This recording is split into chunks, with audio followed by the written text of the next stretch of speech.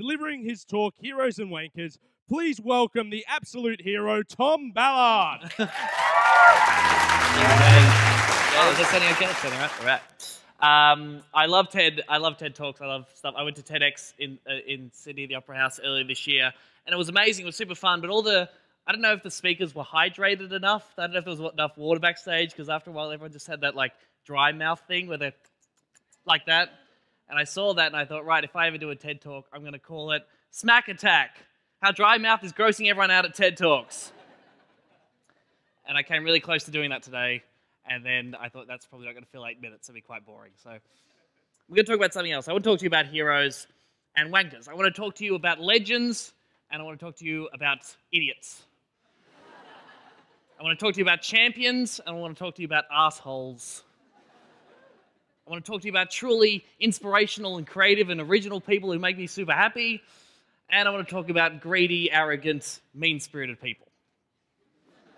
And I want to talk to you about people who somehow manage to be both of those things at the same time. Yeah. That's Yeezy. What up? What up, Yeezy? And most importantly, I want to talk to you what I think those two groups of people seem to have in common. And that is, they don't care what other people think about them at all. We're often told that. We're often told to not care about what other people think about us. We're told that other people's opinions and feelings are toxic, and we should just be our own person and just carry on, not worry what anybody thinks about us. And that's pretty good advice for the main. That's generally good, solid advice. But I think we need to remember that when you do that, when you ignore social norms and other people's criticisms and other people's feelings and opinions, you are taking a little bit of a risk. Now, risk is good, and sometimes that risk ends up you being like Adele, or like Louis C.K., or Steve Jobs, or Jermaine Greer. But sometimes that risk can end up seeing you be Perez Hilton. And that's horrible. That's horrible news for all involved. Now, I find myself thinking about this stuff a lot because I'm a stand-up comedian. There I am. Hey! There we go. Thank you. Sure, why not? And I love making people laugh. I love writing jokes. I love giving people a good night out, if that happens. But I know that fundamentally, one of the major reasons I do comedy is because I need people to like me.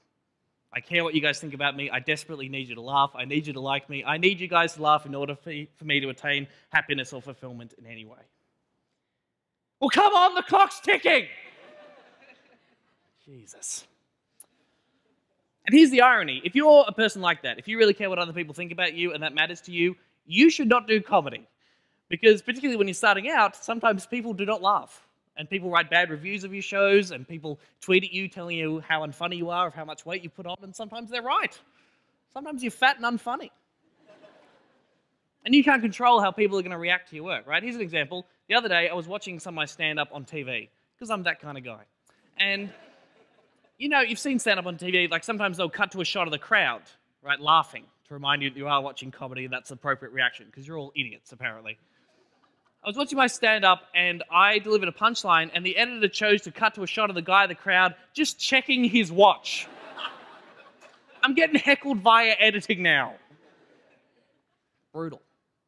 And now, I'm like dealing with hecklers and stuff, that's always been a part of stand-up, that's okay. But now it feels like you can be heckled 24/7 because there's so many more avenues for people to heckle you.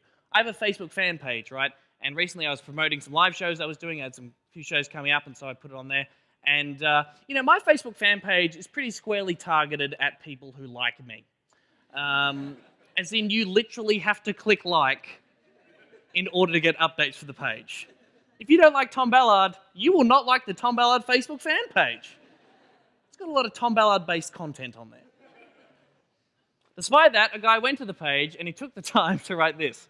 Mate, I've listened to Triple J all day at work for years until you and the other flog landed the morning slot. So now I have to soil myself with, dare I say it, Triple M in the mornings because you two dickheads are as funny and entertaining as a yeast infection. So why would I or anyone pay to see you live? It would be an hour or so of my life I just wouldn't get back. Hashtag just saying.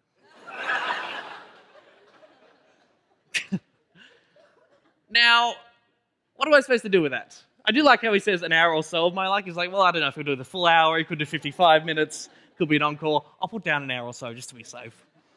That would look like an asshole. What am I supposed to do with that? Like, he clearly doesn't care what I think about him. He's being really, really rude.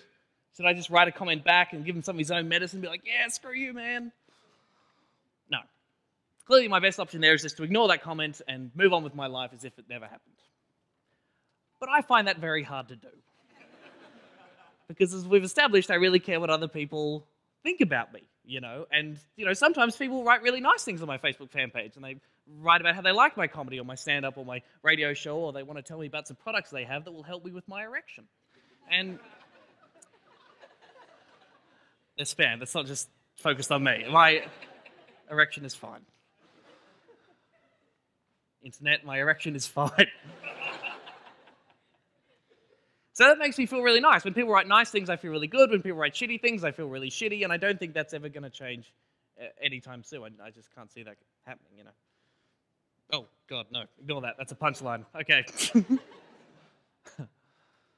I just think it's so hard to think about it. It affects our life all over the place, not just people who do stand-up comedy. I've done horrible things to my body for the sake of other people's opinions. Last year, I shaved up all my pubic hair. Going along the theory of trimming the bushes to make the tree look taller. Yeah. Tree looked about the same, just surrounded by ingrown hairs. That was the weird garden. What is with ingrown hairs? Yeah, man, I'm not going there again. They just cut you down. I'm going to try and make it out through the arse. Yeah! We all do stuff like that all the time for the sake of other people's opinions and trying to get positive attention. And for those of you in high school now, man, for me, high school was just this insane time of desperately trying to affirm my independence and stand out from the crowd and, define myself as my own person, while at the same time desperately trying to blend in with everyone and not do weird things or act weird or anything.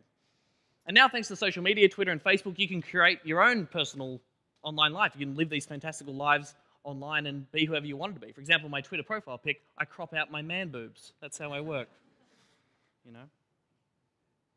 It's a dilemma, I think, because if you want to be an original, truly inspiring, creative, exciting person, you need to say, screw the rules, man. I'm me. I don't care what you think of me. I'm my own snowflake. I'm going to dance like no one's watching. Yeah.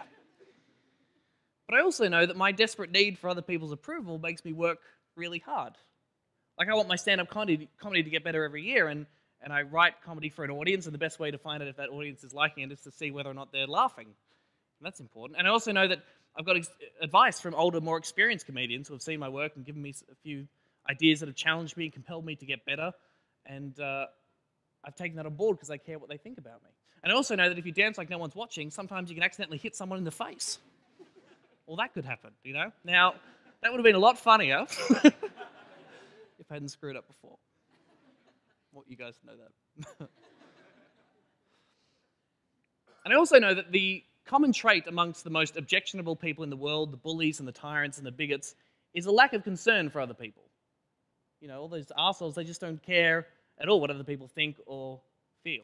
There's a quote from Coco Chanel. She says, I don't care what you think about me, I don't think about you at all. Now, in context, if that's Coco talking to a journalist or a critic, that's awesome, that's great. But if your mum said that to you, you'd be like, oh, Mum, that's not very nice. You're supposed to care what I think about you, and I'm supposed to care what you think about me. You're not Coco Chanel, you're Judy Ballard. You're supposed to be nice. So if heroes and wankers both don't care what other people think about them, how do you know which group you're in, and how do you know which group you're heading for? I don't know. I honestly couldn't tell you. I don't have any answers for you here today. I'm sorry. The answer, I suspect, like most things in life, lands somewhere between the middle.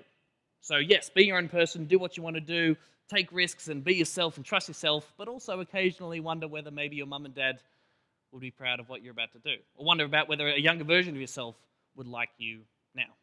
That'd be my tip. I just think thinking about this kind of stuff is the key to being a little less like this Sheen and a little more like this Sheen. That's pretty much my talk. I hope you've liked it. If you haven't enjoyed my talk, please let me know via my Facebook fan page. It's where I take all my feedback. And please tell your friends about my Facebook fan page. I've kind of got a goal for the number of likes I want there, around about 7 billion at this point. So when I reach that, I think I'll be happy. Enjoy the rest of the day. Thanks very much.